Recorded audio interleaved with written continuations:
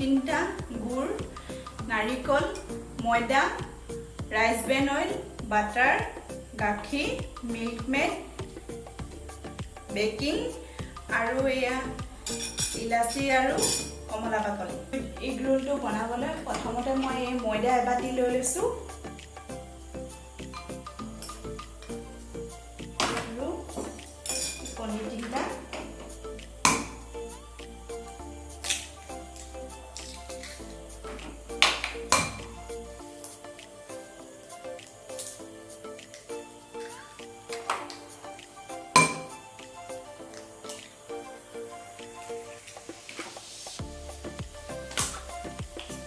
আৰু বেকিং আধা চামুচ দিম আধা চামুচতকৈ অকণমান কম দিছো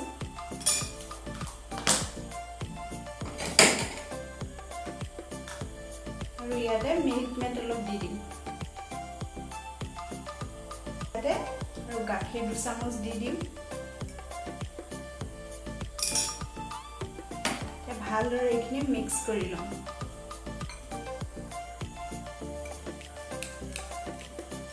এতিয়া মই ইয়াতে গেছটো অন কৰি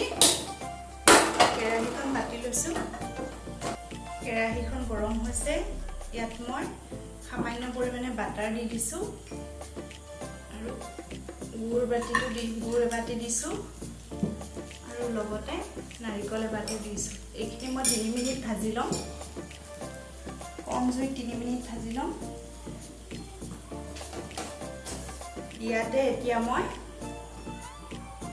কমলা বাকলি এডোখৰ আৰু লং ইলাচি 2টা কুটি দিম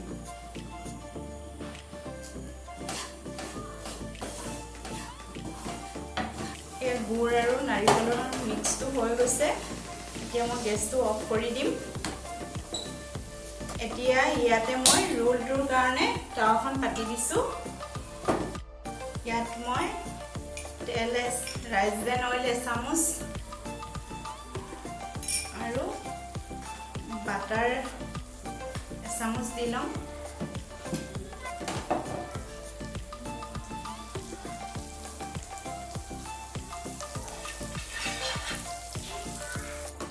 এতিয়া মই ইয়াতে মিক্স কৰি থোৱা ময়দাখিনি ঢালি দিছো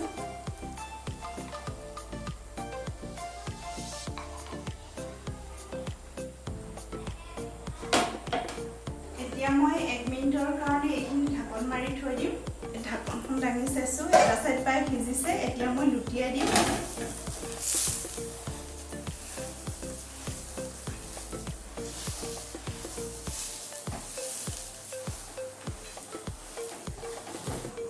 এতিয়া ইয়াতে মই নাৰিকল আৰু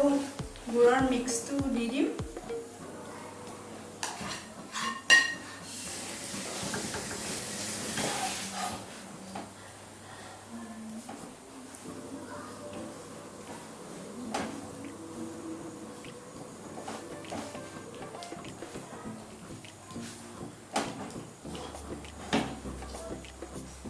এতিয়া গেছটো অফ কৰি দিছো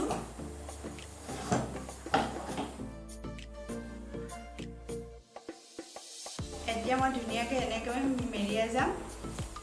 এই দেখিছে কিমান ধুনিয়াকৈ সিজিছে ৰোলটো